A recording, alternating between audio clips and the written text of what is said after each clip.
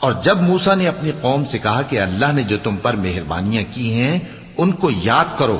جبکہ اس نے تم کو فرعون کی قوم سے رہائی بخشی، وہ لوگ تمہیں برے برے عذاب دیتے تھے اور تمہارے بیٹوں کو مار ڈالتے تھے اور تمہاری لڑکیوں کو زندہ رہنے دیتے تھے،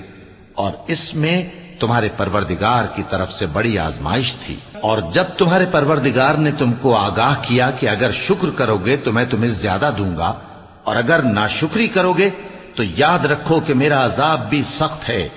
اور موسیٰ نے صاف صاف کہہ دیا کہ اگر تم اور جتنے اور لوگ زمین میں ہیں سب کے سب ناشکری کرو تو بھی اللہ بے نیاز ہے، قابل تعریف ہے۔ بھلا تم کو ان لوگوں کے حالات کی خبر نہیں پہنچی جو تم سے پہلے تھے، یعنی نوح اور عاد اور سمود کی قوم اور جو ان کے بعد تھے، جن کا علم اللہ کے سوا کسی کو نہیں، جب ان کے پاس ان کے پیغمبر نشانیاں لے کر آئے